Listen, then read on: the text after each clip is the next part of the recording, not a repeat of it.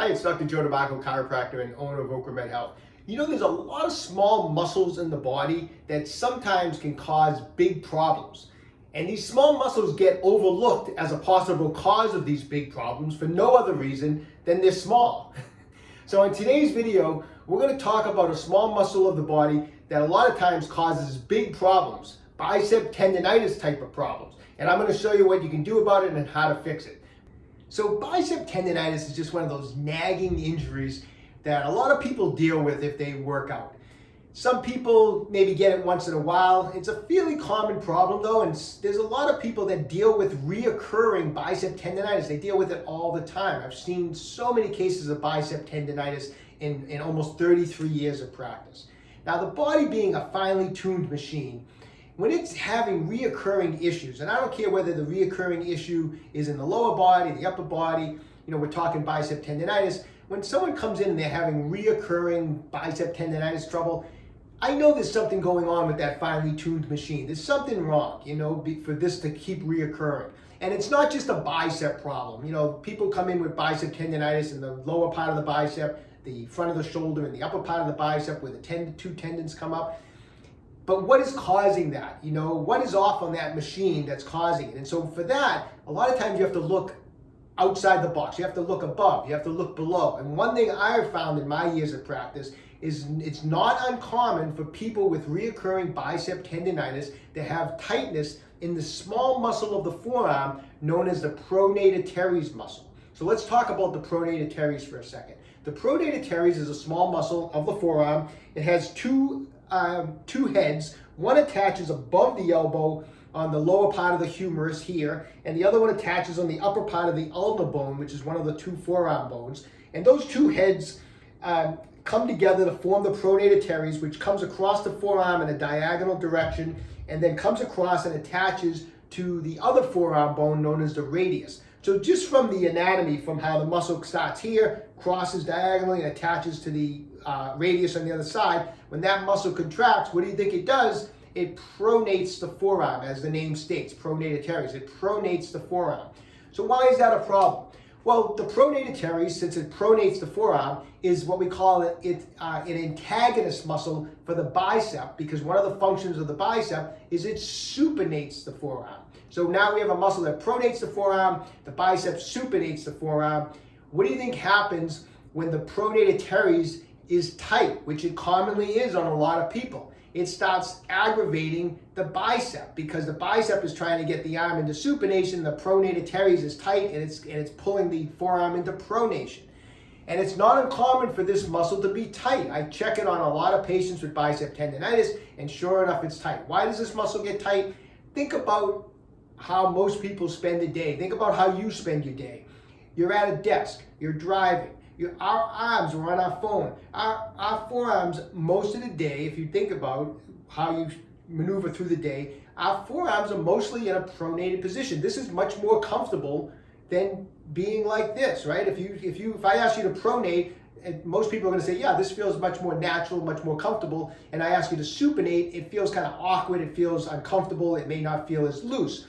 Most people are not in this position during the course of the day. I mean, unless you're an Italian guy from Boston and you talk with your hands all the time. I mean, come to my house on the holidays and we're all the DeMarco family, we're all yelling at each other. Hey, Ma, I told you to bring me another bowl of pasta, right? Right? Unless you're doing that during the day, most people are pronated, right? And so when you leave a muscle in a contracted position, so pronation, you turn the forearm this way, this Pronator Teres is in a shortened position. Leave any muscle in a shortened position over an extended period of time, it gets tight, it shortens. Just like people that sit all day tend to have tight hip flexors, because in the seated position, the hip flexors are in a shortened position, and if you sit all day, chances are your hip flexors are tight. Well, people that sit all day, which is a lot of us, and the forearms are like this all day, the Pronator Teres is chronically tight. And when you check, and you can check right now with yourself, if you ask someone to go from this pronated position and you ask people to supinate, either both sides or one side will feel restricted. You will notice that one side does not want to turn all the way because that Pronator Teres is so tight. And chances are the one that is tighter is probably the side that you've been dealing with the bicep tendonitis. So what do we need to do? We need to loosen up that pronator teres. Why is this a problem? Like why is this small muscle causing such a problem? Well, that restriction, you're sitting all day, you're working, you're in that position, now you're going right to the gym, you haven't warmed up, maybe you're not doing a proper warm-up, and what do? The first thing you do, you go into the gym, and maybe you decide you're gonna do some chin-ups, so now you're taking that arm that's been stuck like this, and you're cranking it around, you're grabbing onto that chin-up bar, and you're hanging all your body weight now, so you've basically forced that arm. We just talked about how that arm doesn't want to go into supination, but now we're making it go into supination by grabbing a bar, and we're hanging all our body weight from it. You don't think that's going to drive stress up into the bicep? Or you grab the bar to do some bicep curls, so we're forcing the both forearms into supination once again, and now we're contracting that bicep. Once again, stress going into the bicep. Mixed grip deadlifts. I've seen people tear their biceps on mixed grip deadlifts because, once again, that pronator teres is so tight, they turn that hand, puts it right just in that position alone. You got tension into the bicep, and now you're pulling a weight that's heavy off the ground. You're putting a lot of stress into the bicep muscle. All these are reasons why we need to loosen up that pronator teres to take the stress off the bicep, and that's what I'm going to show you how to do today. Okay, so we're going to go over how to do some fascial release work on the pronator teres. Couple things real quick. Everything I'm going over today, I am going to use some fascial release tools on doing that, because using fascial release tools will break up the adhesions much faster. However, don't worry if you don't have any of these tools. That's fine, because everything I show you today can be, you can use your knuckles, your thumb. Everything I'm using today is available at OcraMedHealth.com, and a lot of these things are very inexpensive, and they're great to have around if you work out on a regular basis, because of the fact that if you work out on a regular basis, chances are every so often you need to do some fascial release work. But anyways, make sure you're always properly warmed up before you do any fascial release work. This isn't something we do on any part of the body, like first thing out of bed in the morning. You want to make sure you're warmed up. The other thing I would caution you on is don't do fascial release work right before you're about to work out. It really, to be digging in and breaking up fascia right before you're about to lift weight is not a good idea. I would do these techniques either on an off day, just warm up and do them on an off day, or a great time to do fascial release work is actually after you work out, because you have a lot of blood flow in the area. So either one is fine, okay?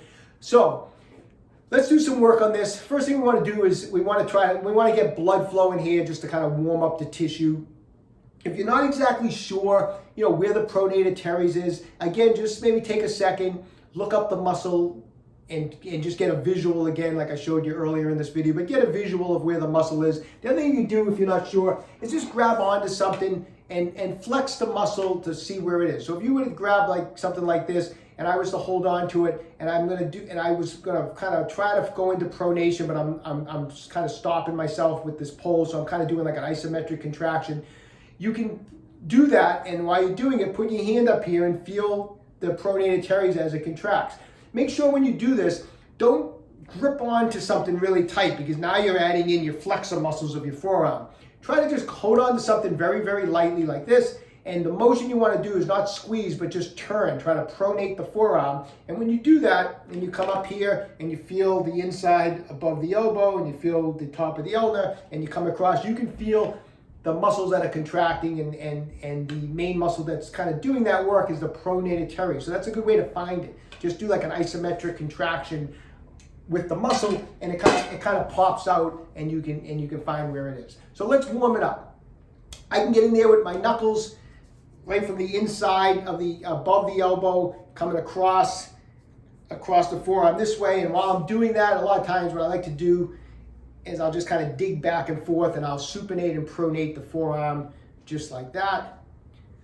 And I'll spend a couple minutes. Now, if you have a massage ball, this is a Tai Chi regular size massage ball from OcraMed Health. It's spiky. We can get a little bit deeper into the tissue. It's a great way to warm up the tissue. Just hold it, put your hand over it, and just kind of use this to kind of dig around through that pronator teres area. And once again, as I'm pushing around and digging around, I'm going to go, kind of pronate, supinate back and forth.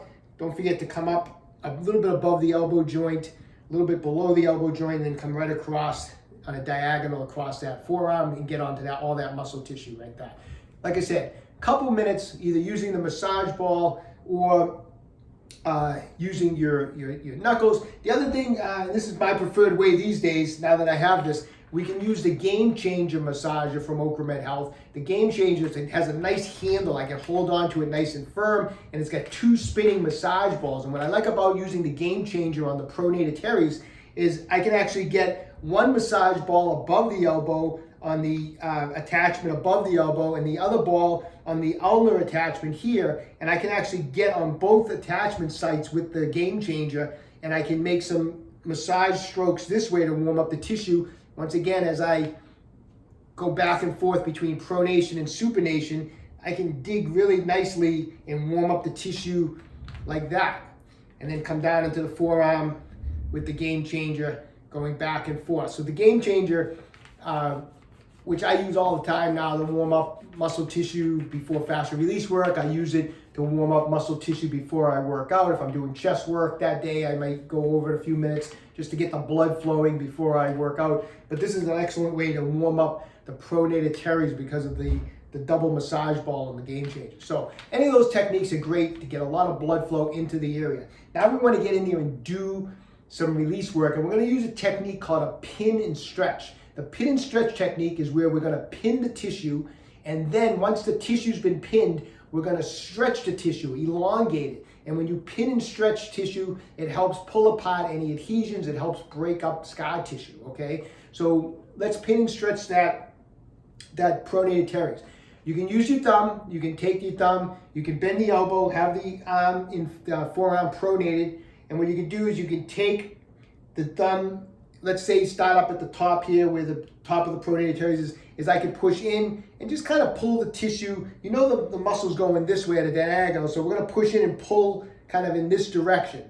So if I'm up here, I'm going to push in and pull across, and then from this pronated position, I'm going to supinate and just slightly extend out the arm like that. And I'm keeping firm pressure on that tissue that I've pinned. And come back and forth, and we're going to do like 7 or 8 passes just like that. I got firm pressure with my thumb. And then after I do 7 or 8, I'm going to hit another spot. So let's say you hit the attachment below the elbow on near the ulnar here. Again, I'm going to push in, pull the diagonal like this. So push in, pull, and trap the tissue like that. And now again, 7 or 8 times, nice, slow and controlled. Feel the stretch, and don't let that pressure off with the thumb, 7 or 8 times. And now we're going to go into some different areas. We can come in here, kind of more in the midline here. Push in, pull the diagonal towards the inside of the elbow. And again, nice firm pressure.